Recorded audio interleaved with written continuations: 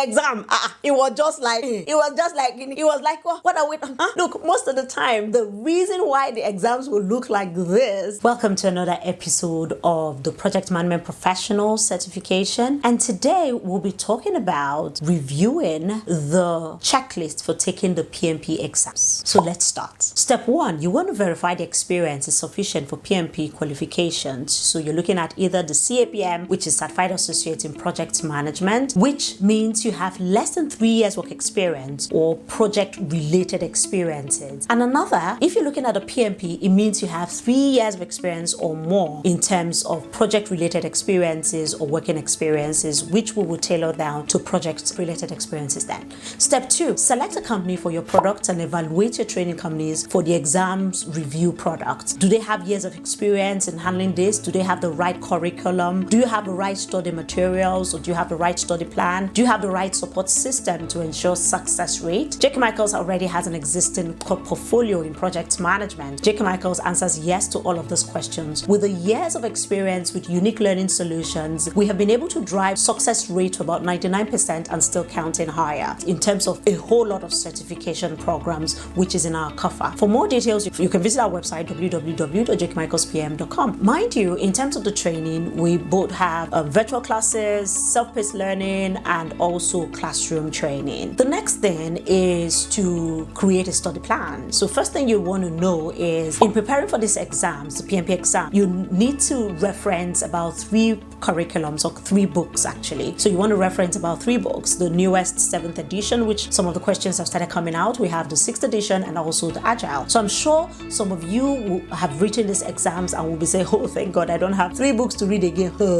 Then you had quite a lot of studying to do. I'm talking about understanding the into table input tools and techniques. Right now, it's all about understanding the concept and understanding the way they think, a little less, the intro table, but actually really being able to know how the concept works and the applicability of this concept in real life scenarios. The J.K. Michaels Institute will take you through that when you come into class. Another step is, when you're creating the PMP study plan, you want to include practice exam timing. You either use a PMP simulator. Another thing is improving your timing in finishing the questions and finishing well. And that's where simulators comes to play. So we have the PMP simulator questions, which is aimed to replicate the exam environment so you can become comfortable with also the timing and also the pressure. Getting the questions online, and also you can get J.K. Michaels questions, which is the 2500 e-practice questions, and also the J.K. Michaels simulated questions as well. You can see all of that in the description below. And in doing this, you can now say you have gotten your study plan ready. You have what you're going to study, the timing to studying, and also you have the right questions to use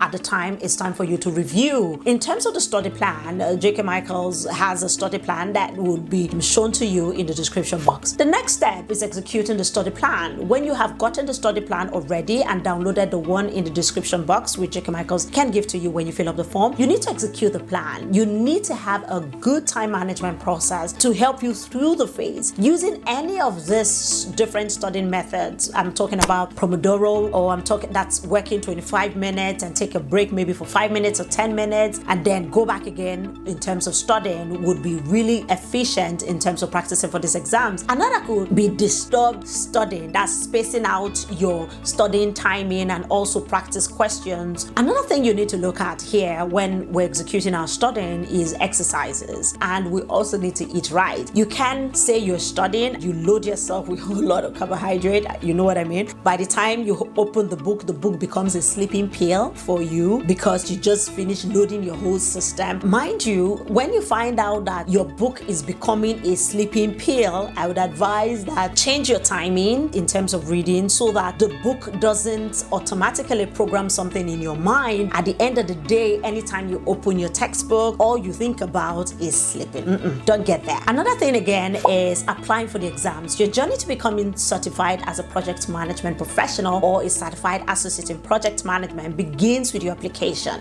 will guide you through the process of applying for this exam, so you don't need to worry. Another step is receiving approval from the Project Management Institute, which is called the PMI, and it takes about 5 working days or business days for them to approve your documentation. Another thing again is that within that period of approval, that's where they could either say go ahead, or they could say you have been called for audit. And if you've been called for audit, you need to submit necessary documents which will guide you through if that happens. And audit again is random. They don't know your name from Adam. Another step is schedule your exam. We have a video that takes you through this on the page. Please visit our website. You'll be able to get that sorted out. Another thing again is by the time we want to schedule, you want to select your language, select next, and verify that the exam and language are correct. Make sure to review testing policies and click schedule these exams. Step 8, do your final study review. And then step 9, take your exams. Manage your time properly. Don't waste too much time on the questions. You have 180 questions to go. You have 15 minutes awareness sections before the exam comes up. That gives you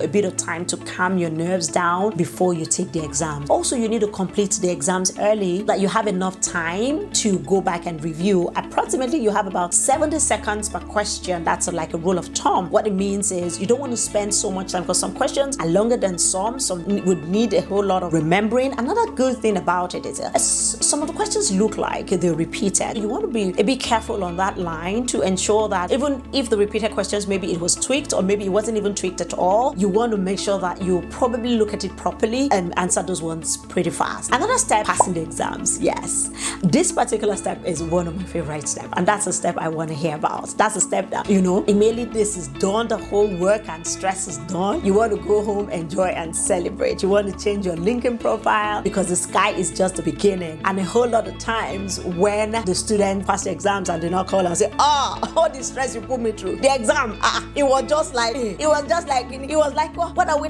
Look, most of the time the reason why the exams will look like this is because you have done a whole lot of reading. My darling, go to the exam, don't read. You will know what I'm talking about. You get it? What I'm saying is you want to study so well that the exam becomes really simple. I hope you enjoyed watching this video. Please like and subscribe. I'm begging you, like and subscribe for useful tips on personal and career improvement, personal growth trainings, and also certifications like what we're talking about. See you in the next series.